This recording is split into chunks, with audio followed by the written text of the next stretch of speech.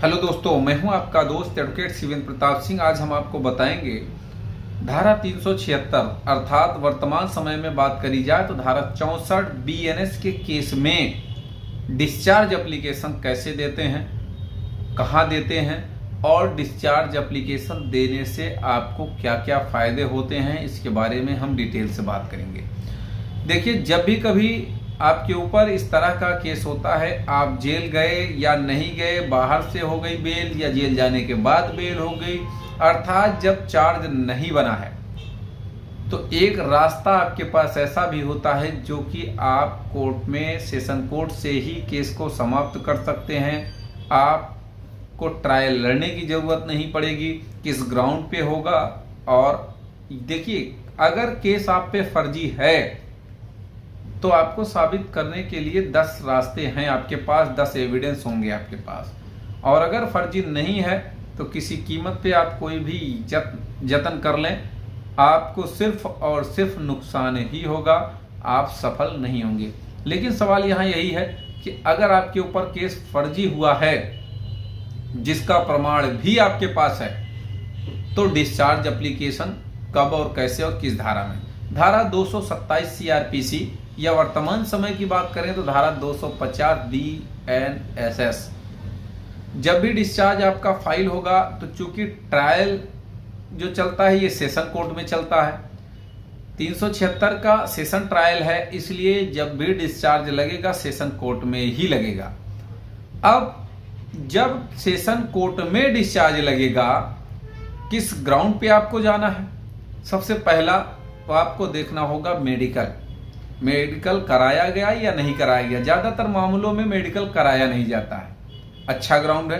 अगर कराया गया तो पॉजिटिव नहीं है और अच्छा ग्राउंड है। दूसरा ये कि ना एफआईआर में कोई घटना, दिन, तारीख, समय दिया गया है, ये भी अच्छा ग्राउंड है। तीसरा ये कि अगर कोई भी आई विटनेस नहीं था, या यूं कहें जो गवाह का दिया गया है, जो गवाही 161 का जो बयान है, जितने लोगों का बयान कराया भी गया, जो स्वतंत्र साक्षियों का बयान कराया गया, वो प्रॉपर वे में एक एक लाइन सेम होता है। दरोगा अक्सर ये गलती करता है, जितने भी गवाह लिखेंगे, गवाही लिखेगा, एक एक लाइन सेम लिख देगा, केवल नाम और पता बदला रहेगा। ये भी अच्छा ग्राउंड है। चौथा, 161 में कुछ और कहा गया है, 164 में कुछ और कहा गया, यानी कि कंट्राडिक्शन भी है। पांचवा, अगर एफआईआर में कोई और कहानी है या एफआईआर में आपका नाम ही नहीं है, 164 में आपका नाम आया गया, तो भी आपको डिस्चार्ज में फायदा मिलेगा और मिल भी जाएगा। छठवां, अगर मेडिकल में कुछ ऐसा नहीं प्रतीत होता है कि जिसके तहत आपके साथ ये घटना हुई, ये अपराध हुआ, तो भी डिस्चार्ज आपको मिल जाएगा। सातवां ये कि अगर आपके पास कुछ ऐसे एविडेंस हैं जो यह बता रहे हैं, जो यह साबित कर रहे हैं कि जो संबंध बना भी है तो वो आपसी सहमति से बना, इसका ये प्रमाण है, तो भी, क्योंकि आपसी सहमति से बना संबंध 376 की श्रेणी में नहीं आता है। इस पर कई माननीय सर्वोच्च न्यायालय या माननीय उच्च न्यायालयों का जजमेंट है।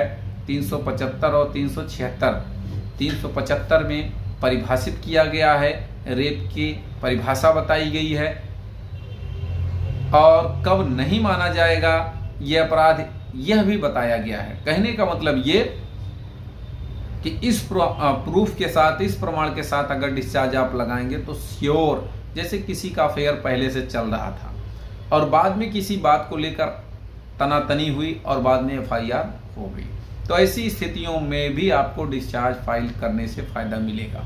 अब सवाल यह है कि डिस्चार्ज कब और कैसे फाइल करें। डिस्चार्ज हमेशा सेशन कोर्ट में फाइल होगा।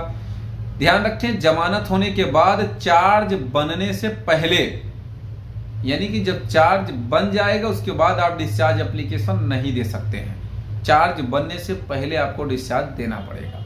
अब डिस्चार्ज अगर सेशन कोर्ट में नहीं मिला, आपको डिस्चार्ज आपका खारिज हो गया, तो भी घबराने की जरूरत नहीं है, परेशान होने की जरूरत नहीं है। आपको वो ऑर्डर हाई कोर्ट तक ले जाना चाहिए।